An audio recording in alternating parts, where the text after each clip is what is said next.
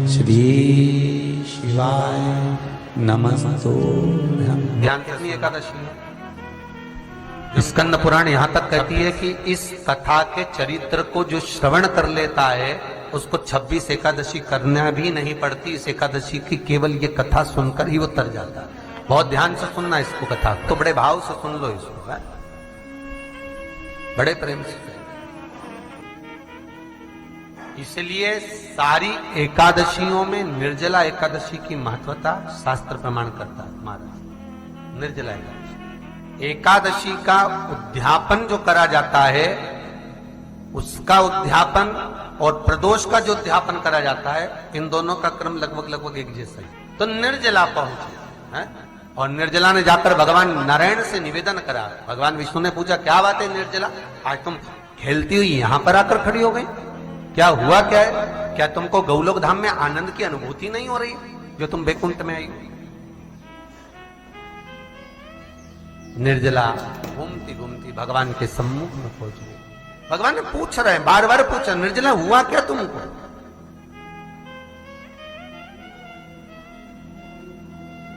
ए निर्जला, ए एकादशी, हुआ क्या है तुमको? क्या कारण है तुम्हारे यहां आने का, बैकुंठ पहुंचने का?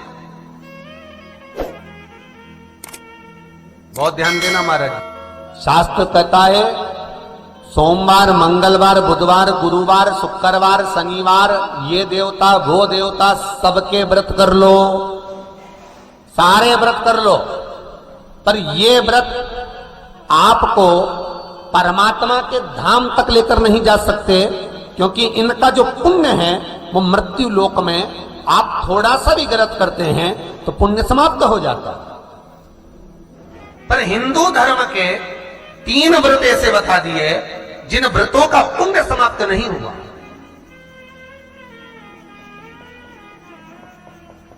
हिंदू धर्म के 3 व्रत ऐसे हो गए जिनका पुण्य समाप्त नहीं हुआ महाराज।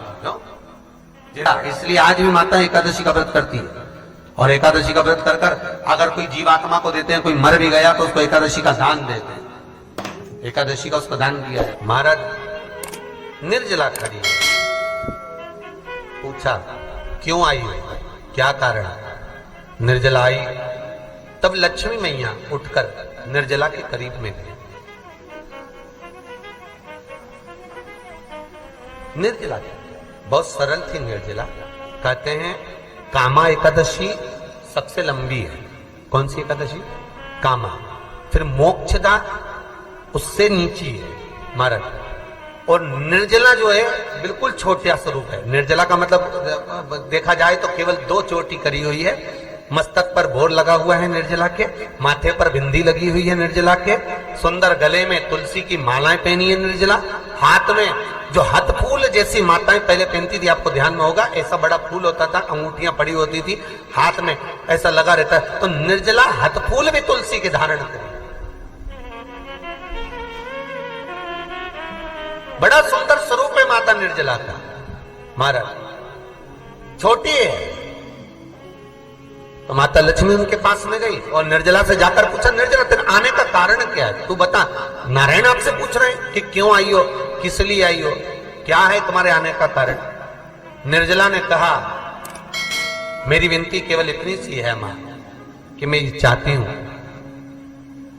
कि मैं जीव के प्राण छूटने के बाद उसके प्राणों को जिस समय मैं लेकर जीवात्मा के प्राणों को परमात्मा तक भेजूं, बैकुंठ तक भेजूं, गौलोक धाम तक भेजूं, उस बीच में मुझे ले जाते समय कई नरक भी बीच में पड़ेंगे, कई स्थान ऐसे बैतरणी आदि के स्थान बीच में आएंगे, तो वो स्थान में मुझे रोका ना जाए, मैं सीधे भगवान के धाम पहुंच जाऊं। ऐसी कृपा, ऐसी दया।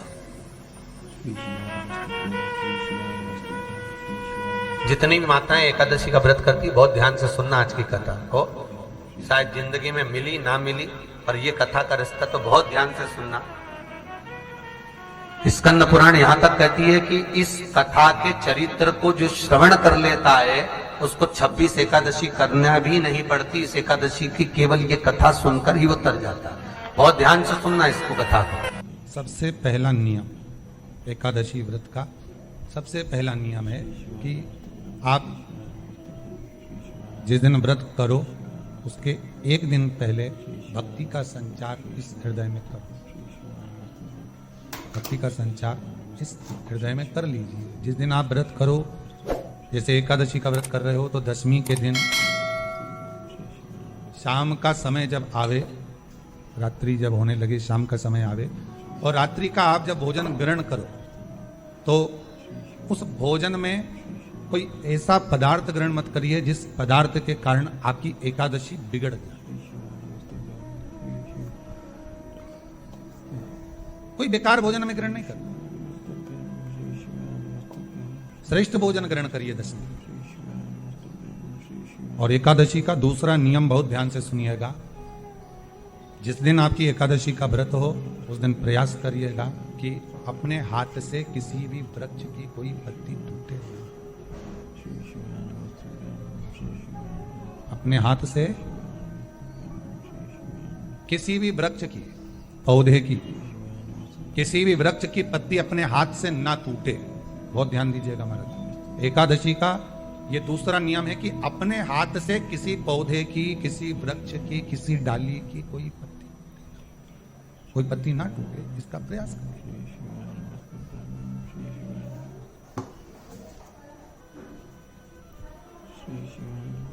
कितना सुंदर व्याख्यान कहा है, कितना सुंदर वर्णन है महाराज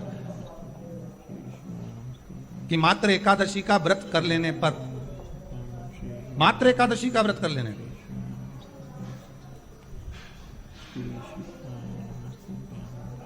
जो पूर्व में किया गया हमारा पाप कर्म है, हमने किसी जीव की हत्या करी है, हमने किसी को कष्ट प्रदान करा है, हमने किसी को अपशब्द कहा है, हमने किसी को ताने दिए, हमने किसी को आड़ा टेढ़ा कहा है, हमने किसी को गालियां दे दी है, मात्र एकादशी का व्रत ही कर लेने पर ये सारे जो दोष हैं वो समाप्त हो जाते हैं। सारे दोष हमारे समाप्ति पर आ जाते।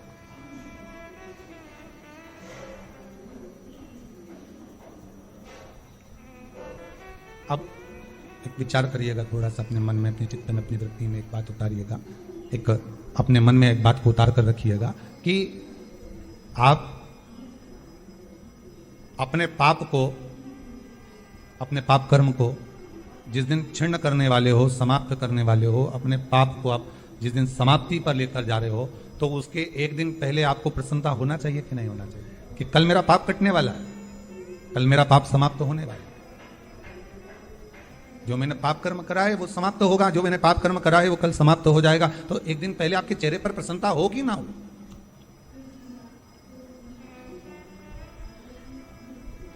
और चेहरे पर वो प्रसन्नता आपके आना चाहिए कि कल मेरा एकादशी का व्रत है, आज दशमी है, कल एकादशी का व्रत है, तो कल मेरी जब एकादशी का व्रत रहेगा तो मेरा ना जाने कितना कितना पाप, कितना असत्य, कितना कितना झूठ, कितना कितना प्रपंच वो समाप्त हो जाएगा। तो इसमें मुझे प्रसन्नता हो, इसमें मुझे आनंद था।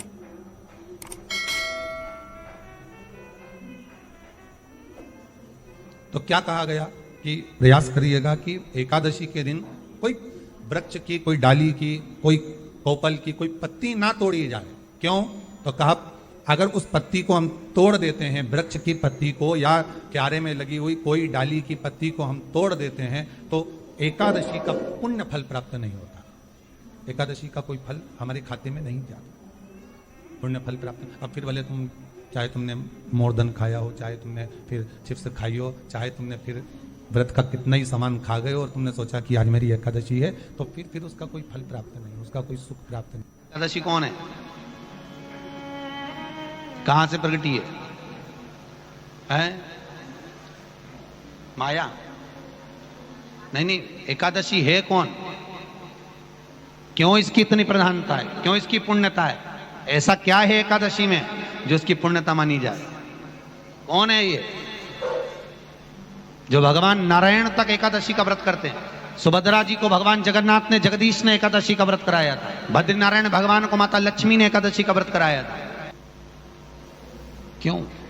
चंद्रायण एकादशी व्रत की माता। एकादशी है कौन? तो कहा जिसको व्रत करने पर भगवान नारायण भी जिसका व्रत करते हो, भगवान माता लक्ष्मी जिसका व्रत करती हो, वो एकादशी है कौन? तो शास्त्र वर्णन करता है महाराज, स्कंद पुराण का सुंदर चातुर्मास्य खंड के अंतर्गत वर्णन आया है महाराज।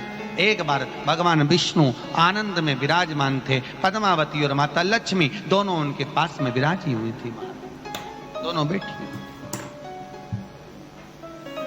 भगवान लक्ष्मी और पद्मावती दोनों बैठी, एक सिर के पास, एक चरण के पास। कुछ समय बाद वहीं पर ब्रह्मदेव का आगमन हुआ और ब्रह्मा जी आगमन पाकर भगवान नारायण पद्मावती से लगकर उठे और उठकर लक्ष्मी की ओर झुके। झुकने पर इन तीनों के समागम से भगवान नारायण के हृदय चित्त से एक कन्या प्रकट हो गई। उस कन्या का नाम एका था। क्या नाम था? एका। अब 10 उसके गुण इतने प्रबल थे, वो 10 गुण उसके बड़े प्रबल थे कि वो एका जिसको निहारती थी उसको संपदावान बना देती थी, जिसको देख लेती थी उसके जीवन में वो आनंद की अनुभूतियां करा देती थी। एका जिस मार्ग से जाती थी उस मार्ग के द्वार खोल देती थी। एका का पुण्य इतना पुण्य। पद्मावती और लक्ष्मी ने कहा, महाराज ये बेटी आपके द्वारा निर्मित हुई है, इसका कन्यादान करना चाहिए। हमारे यहाँ हिंदू धर्म में रीति है, जिस दिन कन्यादान करा जाता है उस दिन व्रत रखा जाता है। अब आजकल रखते कि नहीं रखते हो मालूम नहीं, और कन्यादान करते समय व्रत रखा जाता है। व्रत रखना, एका का कन्यादान करना है। भगवान बोले कन्यादान करें, किसको दें? एका किसको दी जाए? एका प्रदान किसको करी जाए? पुण्यता किसको दी जाए? भगवान नारायण ने उसी समय लक्ष्मी और पद्मा से पूछा, तुम बताओ। पद्मा लक्ष्मी दोनों एका से पूछी, एका बताओ इसका पुण्य हम आपका हस्त कमल आपको प्रदान किसको करें, हम किसको दें? एका कहती है पिताजी, भगवान से कहती है नाथ कृपा करिएगा, मेरे को अगर प्रदान करना चाहती हो, अगर मुझे देना चाहते हो तो एक काम करो। यदि आप देना चाहते हो तो भगवान एक काम, माता ने कहा कि पिताजी अगर कुछ देना चाहते हो तो ऐसी कृपा करो, संसार के मनुष्य अगर मृत्यु लोक में आकर के अंदर 2 एकादशी का भी पुण्य भाग अगर ग्रहण करते हैं तो ये एका उनकी होती है और वैकुंठ का राह खोल देती है। इनके जाने से पहले अगर मैं प्रवेश करती हुई जाऊंगी और इनके मार्ग को सुलभ बनाती हुई जाऊंगी। वो एका 10 गुण के कारण एकादशी। सबसे पहला नियम एकादशी व्रत का, सबसे पहला नियम है कि आप जिस दिन व्रत करो उसके एक दिन पहले भक्ति का संचार इस हृदय में करो। भक्ति का संचार इस हृदय में कर लीजिए। जिस दिन आप व्रत करो, जैसे एकादशी का व्रत कर रहे हो तो दशमी के दिन शाम का समय जब आवे, रात्रि जब होने लगे, शाम का समय आवे और रात्रि का आप जब भोजन ग्रहण करो तो उस भोजन में कोई ऐसा पदार्थ ग्रहण मत करिए जिस पदार्थ के कारण आपकी एकादशी बिगड़ जाए। कोई बेकार भोजन हमें ग्रहण नहीं करना, श्रेष्ठ भोजन ग्रहण करिए दशमी। और एकादशी का दूसरा नियम बहुत ध्यान से सुनिएगा। जिस दिन आपकी एकादशी का व्रत हो उस दिन प्रयास करिएगा कि अपने हाथ से किसी भी वृक्ष की कोई पत्ती टूटे। अपने हाथ से किसी भी वृक्ष की, पौधे की, किसी भी वृक्ष की पत्ती अपने हाथ से ना टूटे।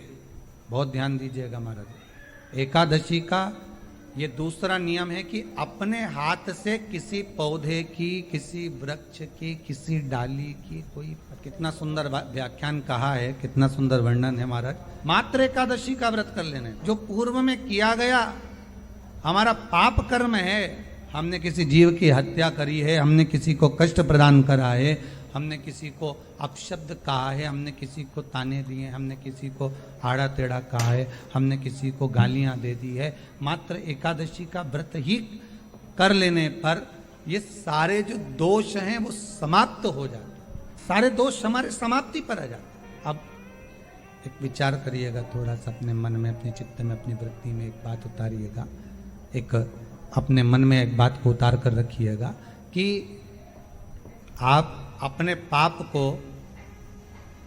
अपने पाप कर्म को जिस दिन छिन्न करने वाले हो, समाप्त करने वाले हो, अपने पाप को आप जिस दिन समाप्ति पर लेकर जा रहे हो, तो उसके एक दिन पहले आपको प्रसन्नता होना चाहिए कि नहीं होना चाहिए कि कल मेरा पाप कटने वाला है, कल मेरा पाप समाप्त होने वाला है। जो मैंने पाप कर्म करा है वो समाप्त होगा, जो मैंने पाप कर्म करा है वो कल समाप्त हो जाएगा। तो एक दिन पहले आपके चेहरे पर प्रसन्नता हो कि ना हो, चेहरे पर वो प्रसन्नता आपके आना चाहिए कि कल मेरा एकादशी का व्रत है। सब बोलिए एक बार जमकर, श्री शिवाय नमस्तुभ्यम।